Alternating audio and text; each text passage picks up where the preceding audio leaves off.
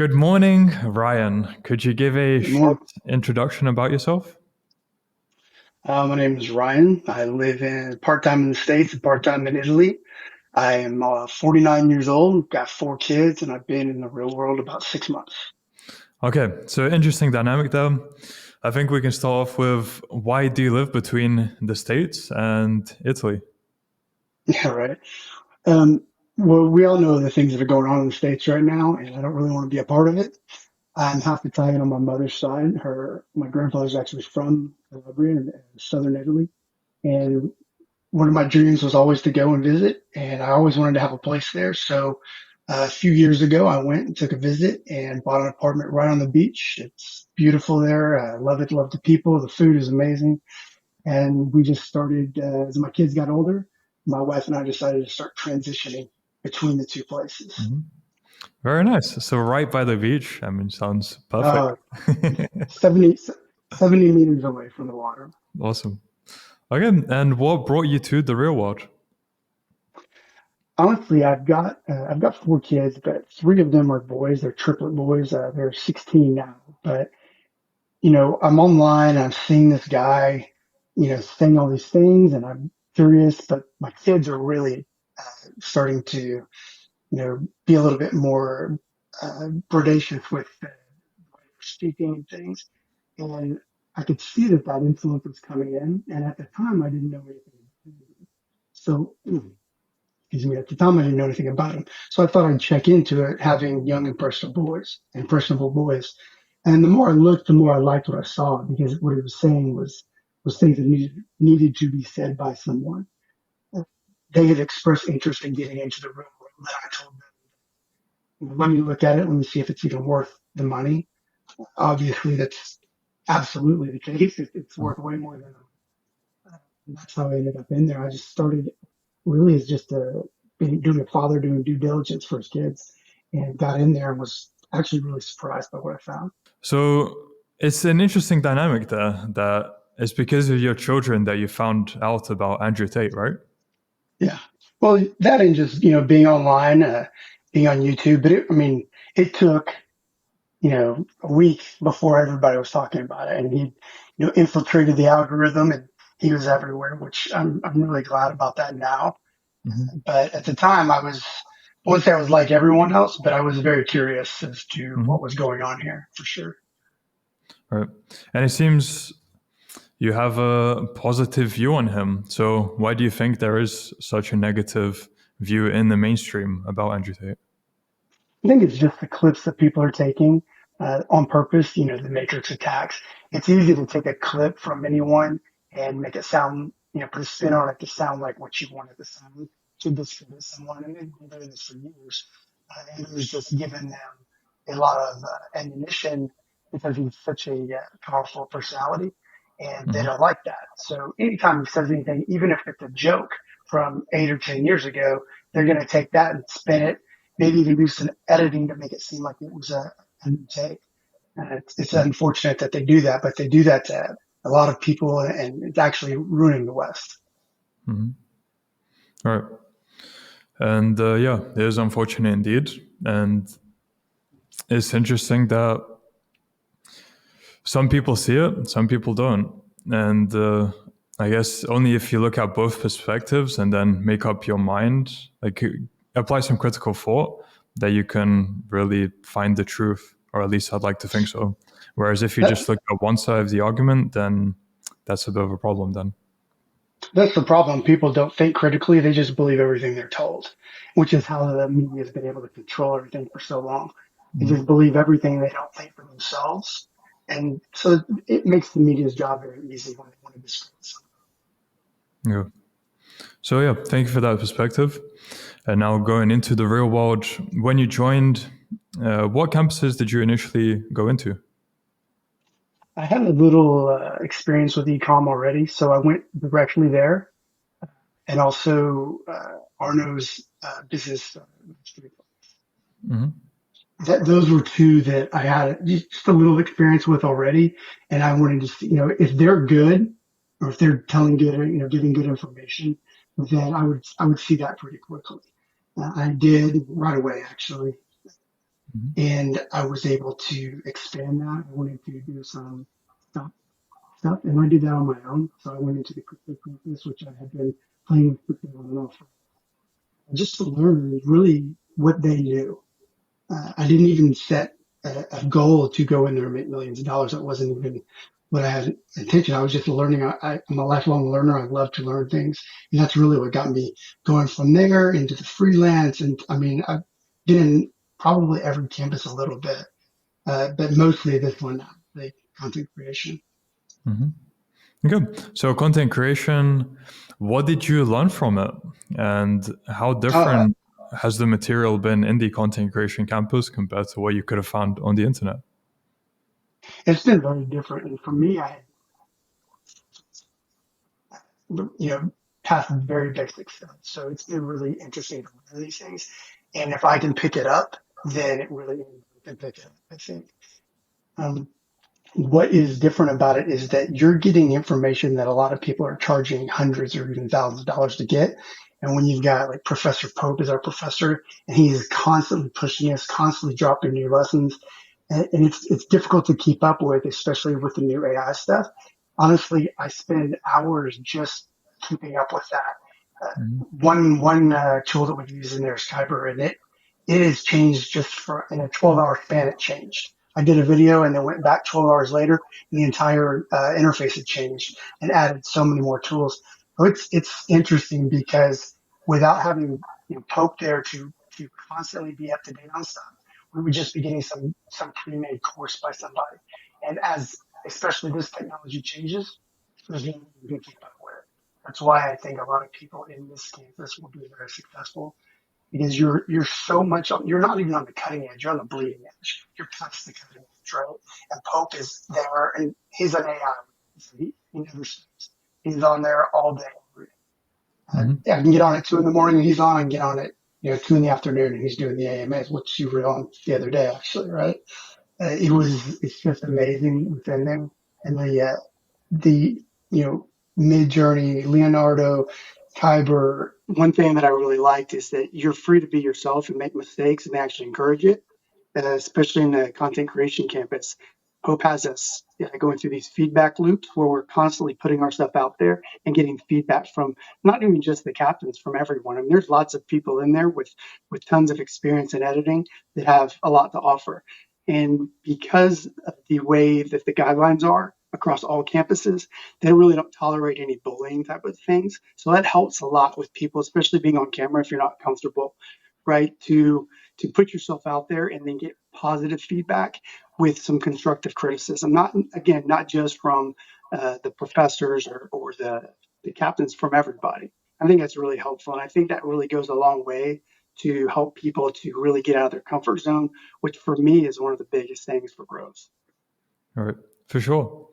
And in terms of content creation, how did you start earning money for it? Brute force, right? Like in the beginning of the campus, it was just outreach, outreach, outreach. For me, I am more of I don't want to just throw something out there that's not perfect. And that's actually an issue they talk about in a lot of the AMAs. Just get out there and start doing things and get it in. But for me, I was focused more on not just a few dollars. I was looking at the bigger picture. So I wasn't in a bad situation already. Things were okay. So I wanted to start to build a little bit more of a brand for myself, and then I could go out and get a little bit bigger client, Mhm. which has really been the goal the whole time because I'm living, especially abroad and moving around so much. I need more of a retainer based thing, works best for me, especially if I don't have to actually be on site, right? So if I'm doing something here in the Dallas area and I'm in Europe for 3 months, it's difficult for me to go back and get content if they don't already have it. Mhm. All right. So, in terms of figures, are you comfortable revealing what you've earned and how did you acquire those clients? Sure. Initially, I did a lot of brute force outreach, which wasn't going super well. And that was something new to me because I've usually previously been successful in email outreach or cold calling. The problem I was having was when someone called back initially, they wanted all this information that I hadn't gotten far enough in the lessons yet. for me, for what I was going for. And so I struggled a lot with that until I finally just reached out to my own network, right? My own, guys that I know that had businesses or had friends that had businesses. And that is really what kind of catapulted things and gave me some opportunities to just showcase my stuff. I still do some freebie stuff where I'll make some content. Really, it's just for practice, but I'll send it off. I did that today and got a DM back on Instagram for a local business, actually. So, all these different methods that they teach are really, I use them all because I didn't know this is a very new model for me. Mhm. This business and everything, I have never been more of a worker bee. It's been more of a management style where I'm able to acquire a client and then dole out the responsibilities. Well, now I have to do those responsibilities, and I'm not always super comfortable with them, but um, I'm learning them every day. And as I said before, they're constantly evolving. And so it's actually making it easier for me, I think, because of the evolution. Things that I couldn't do yesterday, suddenly there's a tool available to help me do it today, not just the lessons. So that's very helpful to me. When I started reaching out to my network, they were more than welcome or more than open to help me out, especially given my physical situation the last few years, knowing that it was good for me to do that. So they were very willing to help me out. Mhm. So you say physical situation. How did that come about and what happened there? It's been a long time now. You'd think I'd be better all the way. 7.5 years ago, I was a firefighter locally, and I had an accident on the job, and it caused me to have a traumatic brain injury to my frontal lobe, which affects my cognitive thinking. So basically, talking to people, following a recipe, driving a car, uh, all these things became difficult. Speaking was difficult for me. Had a very difficult time with that. I developed anxiety, which I'd never dealt with before. Um, there was a lot of changes in my life. I had been married previously to my kid's mom. With that lost, I spent some time on the street because I didn't know what was happening to me. I wasn't comfortable anywhere, and everyone went out trying to help me, and I didn't want help. I was trying to figure it out on my own. And through that journey, it has brought me full circle. And I don't think I'd be here talking to you today if I hadn't gone through you know, that struggle 7.5 years ago now. At the time, it was pretty rough. I didn't enjoy it very much, but Wow. but looking back, I wouldn't actually trade it for anything. So what lessons did you learn throughout that period? Uh, there's been a lot. Speaking from the anxiety first, I never dealt with that. Always been a very outgoing, charismatic person, very energetic, and having to be in other people's shoes that were dealing with that was very difficult for me. I always used to say it was like going from Superman to Clark Kent overnight. And that was a very difficult pill for me to swallow because I never wanted to, I never wanted to be in a situation that I couldn't handle. I always wanted to be in control of my own life. And suddenly I wasn't in control anymore. And I learned who my friends are very quickly, actually. I learned that my family is important to me and that all the work I was doing, not just at the fire department, but all the other extra activities I was doing, as far as like trying to start this or do that business, I wasn't spending enough time with the important things in life. And I needed to be doing that. I learned, I started learning other languages. This is when I started traveling abroad. And I learned that through really my biggest lesson probably was that the growth comes through struggle. We all want to be comfortable all the time. We all want to be baby spoon fed everything, and that's just not reality. I mean, life is difficult and it presents challenges, but the lessons learned through going through something really difficult was it was life changing for me. Honestly, it Mhm. is both the best thing I've ever gone through and the worst thing I've ever gone through. But it led me to my current life, I always say there's a before and an after, right? There's a pre-accident and a post-accident. And the pre-accident came, my children and everything, and that's wonderful, and I love them. But the post-accident has come, and I'm older now. I'll be 50 in December. The post-accident has brought me a new wife who was definitely the love of my life. It's brought me new experiences like the real world, new responsibilities to try to pull myself out of that. I have not worked since this accident until the real world. I haven't done anything. I've tried, but I kept failing over and over and over again. And so the perseverance that I had to do um, after that was is difficult. It's very hard to struggle like that. Hmm. Wow, what a story! And yeah, instead of giving into victim mentality and just yeah, I mean, technically you had valid reason to just think of yourself as a victim to those circumstances, but you took full accountability of it, as in full responsibility, and decided to overcome it. Yeah, So nobody's that, going to fix it but you, right? right. So yeah, how different is your life now then, since you've walked through everything? Clearly, your speech is your articulation is good now. I don't see any Thank problems you. with it. So yeah, how has the recovery been there? What are you still maybe slightly struggling with? What have you overcome? Um, I, I, I've, I've learned to live my life a different way, really. Mhm. And I put myself in difficult situations purposely still so I can continue my growth in my recovery.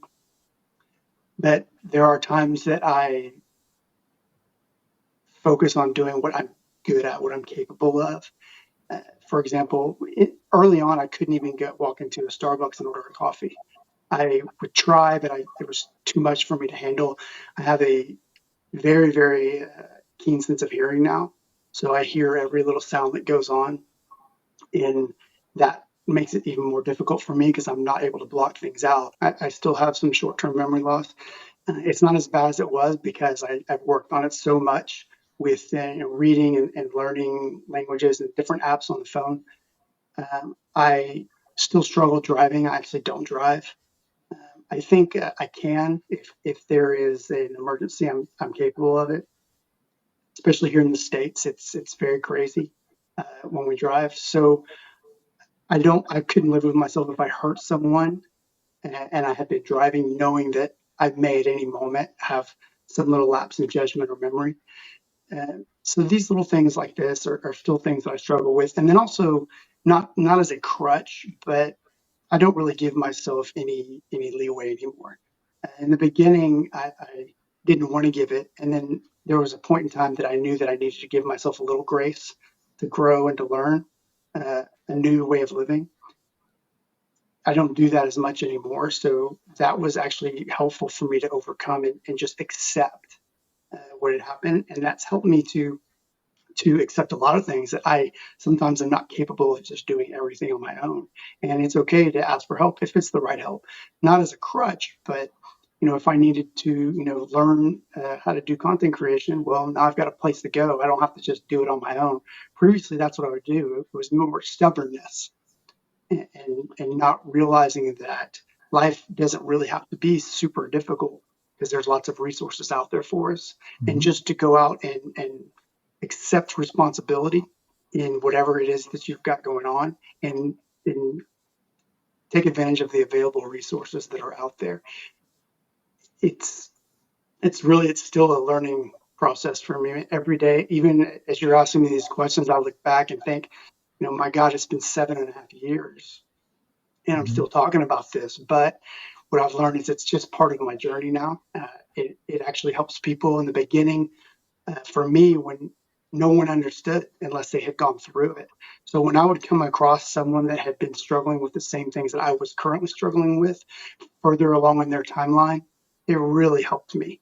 And I really like talking about it. Actually, I would love someday to be able to do more to help people with it. I've actually even reached out to a few places to do some content for them, and I Mhm. do it for free, honestly, just because. I think there's a need out there, and there's a big stigmatism on this problem. You Hmm. know, they would label it as a concussion. You know, it's just a concussion. Well, just the concussion is what I had, and 7.5 years later, I still, I have things that I still deal with. So it's more than that, and I think that it's discredited by a lot of people, and so Hmm. that bothers me a lot. But it's okay. I mean, we're still growing. We're still moving through things. Very well put. And yeah, this is something I heard a while ago as well. Usually, if you've gone through some kind of trauma, then the you know that at least there's at least one positive thing from it, which is you'll be able to help other people who have gone through a similar thing because you'll understand what they're going through. So yeah, in your case is what you were just saying. You've gone through a lot. You have quite an intense story, and anyone who is going through a similar experience, you'll be able to help them as well. So that's beautiful. And now going back to the real world, when you were starting off with content creation, what would you say was the biggest challenge you faced? Having any idea what content creation was. I Mm-hmm. mean, I knew there was video editing, and it started, if you remember, it was the UGC campus, right? The user generated content campus. And for me, I actually struggled a lot with that because I knew what that was, but it seemed different to me in the campus. So user generated content at its core, right, is an ad for a product. Like, oh, use this, and it's the best thing ever. But I had a moral dilemma. I did not want to tell people to use a product that I didn't want to use just for some money. So for me, it was like a sellout process. When Mm-hmm. they transitioned over into doing more of the content creation side of it, I pretty much abandoned the UGC side because it's so much easier for me to do the content creation portion. So that was my biggest struggle. Besides learning how to do it, I had no idea how to edit. I don't like myself on camera. But the first few days, within 3 days of actually being in the course, I had no issues with being on camera anymore. I mean, it was that simple. Going through the process, and something that I think is, and I've done this myself. I'm guilty of it as well. But when you first get in there, it's where's money? How I make money? How I do this? And there's a process to it, and all the instructors really, all of them, every one of them, and Hope does a great job of this. There's a way to do this, and you're on a very very fast track compared to someone that maybe goes to university to learn these skills. But you've got to learn the skills. You can't just go sell content creation. Doing an AI video, and you have no idea how to do an AI video or how to edit in Photoshop or Photoshop or Premiere Pro or CapCut. And Pope can show you all of those things. Just don't get in a big hurry because you're already in such a hurry. It's going so fast. It's very difficult to even keep up with it. So you know there's guys in there that made money in the first 2 3 weeks of doing the UGC with no experience. So there's a lot of opportunity. I think all the campuses present an opportunity to make money on the day you join. This one is probably one that presents the biggest opportunity to make the most money outside of stocks and crypto. But that takes a lot longer to learn. Mm-hmm. Right.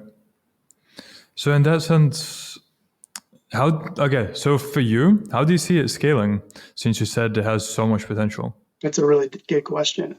I think that what's going to happen going forward is that the AI tools, like the ones that we're learning, there's a lot of third-party apps out there and things that people use that are really not up to snuff yet.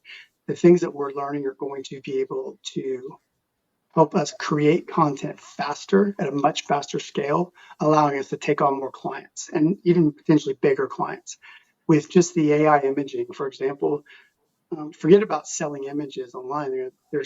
That's obviously one way, but taking images of models or homes or anything, and then putting those in and creating videos around it, and even including some of the content that the client already has. Doing these things allows us to go much much faster. I can create a video for almost anything that might have taken hours and hours before, in minutes sometimes. Mhm. So I think that's going to be the biggest thing, is just the being able to create content at a much faster rate, and quality content at a faster rate, and different, not just the same thing that everybody else is using. That we have so many tools in here that we're learning. And you can make 5 videos on the exact same thing that look completely different with the Mhm. same script even. I mean, and that's a credit to Pope and the captains, and they're really teaching us the process and their workflows and how they do everything. Interesting. Okay. And are there any more insights you can share that come to mind that you've learned from your time in the real world?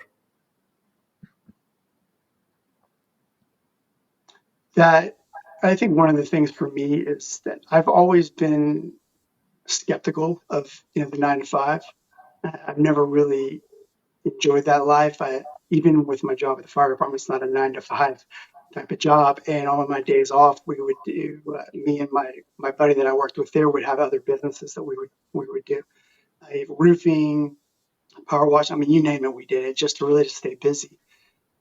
I think that being inside the real world, it makes you realize that there is hundreds of thousands of people that think the same way you do, that are all willing to pool their resources together and make something special, make something happen for you, uh, as the student, and then as you grow. And there's people in there that have got very successful businesses already, that are in there learning skills and things. And I think it's amazing to me that a platform that was just recently started, and this thing's barely been around, and it's easily the most successful platform on the planet. And there's a reason for that, right? They teach you skills that are actually valid, that actually work in the real world. Where when you go to university, even in high school, it's not applicable to today's world anymore, right? In 1950, those skills worked. They don't work anymore because nobody wants to really go get that 9 to 5 job and work for $60,000 a year. And it's just not enough money. You can't survive on that. So being inside the real world, it teaches you a way, in various campuses, it teaches you ways to make money in different ways. I take money I make from here and apply it to things that are done in the stock campus, right? I can take lessons from the freelance campus and apply it to lessons in the content creation campus. I mean, if I wanted to be a flipper, for example, I'd go, get on Facebook, or I'd go through Dylan's course in the freelance campus. I would get the information from there, and then I would come back to my campus and create content for the items that I was flipping, right?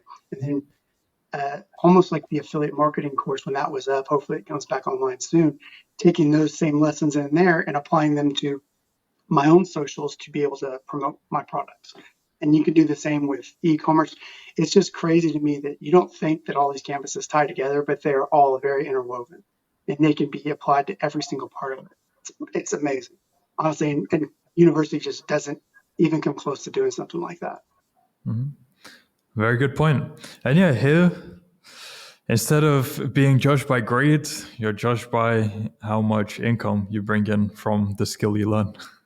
Oh, and can I say something? I was thinking of this morning, Yeah. right? Like, I'm genuinely happy for everyone. That every time I see a win posted, I'm super duper happy, right? But man, it drives me crazy. It makes me, because it needs to be me.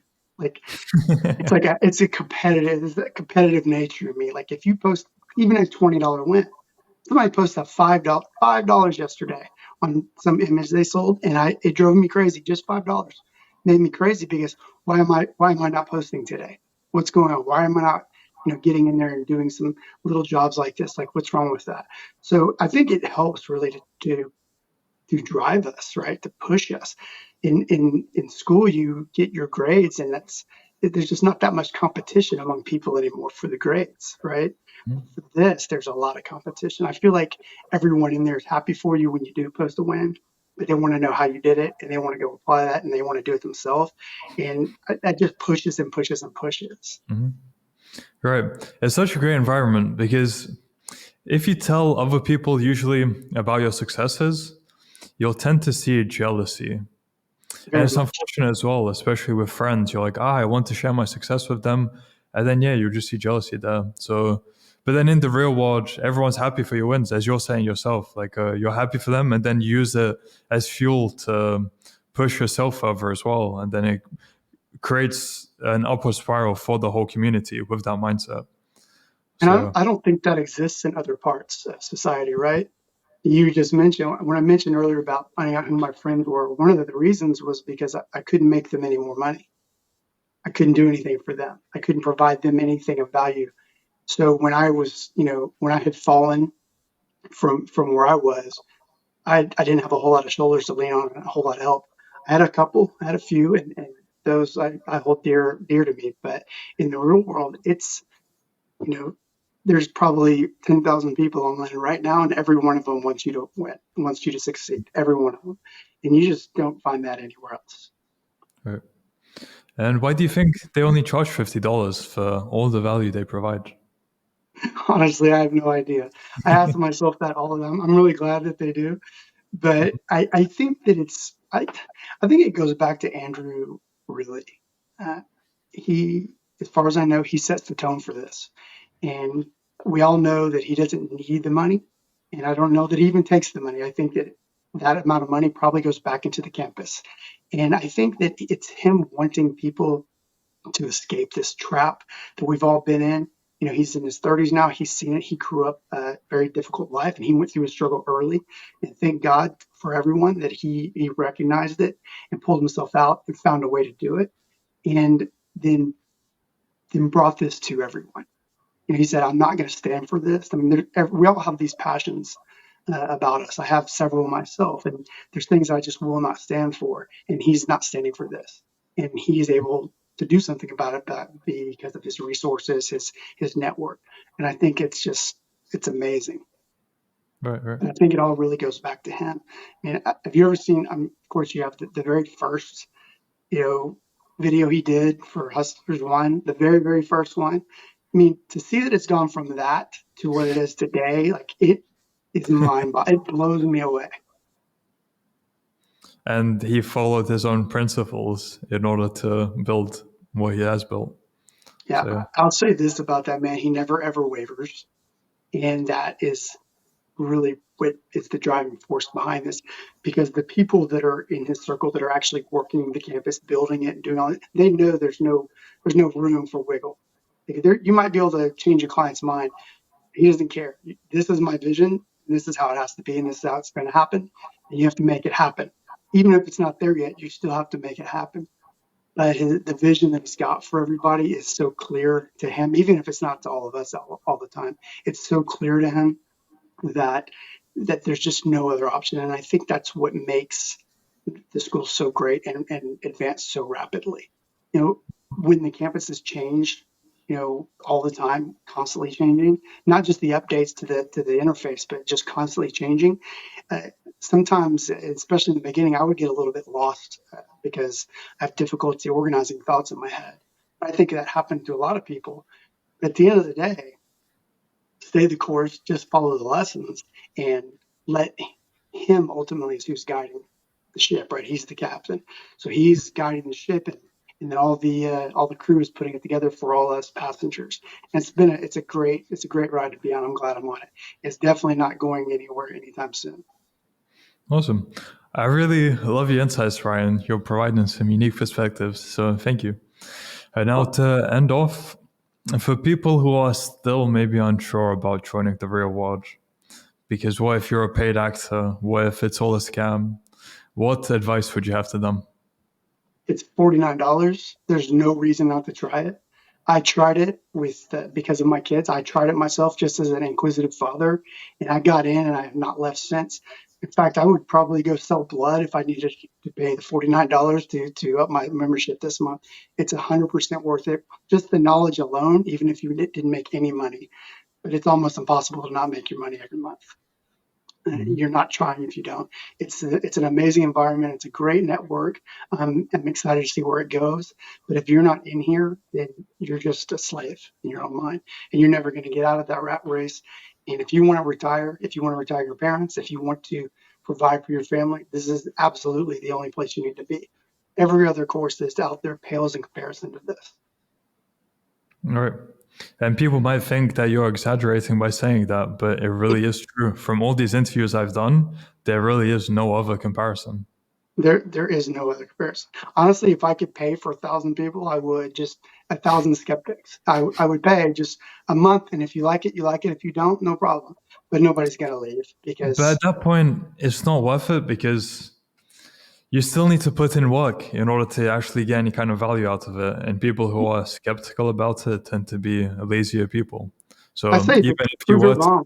fund it, pardon? If you're skeptical, prove it wrong. Yeah. Okay. So yeah, Ryan, thank you for your time. Thank It's you. been, wow, over 40 minutes. I did not expect that. So Sorry. I look forward to doing the follow up interview in about 3 months or so to see how you're doing and get a So, progress update. So sounds until great, man. then, Appreciate it. all the best to you. Thank you.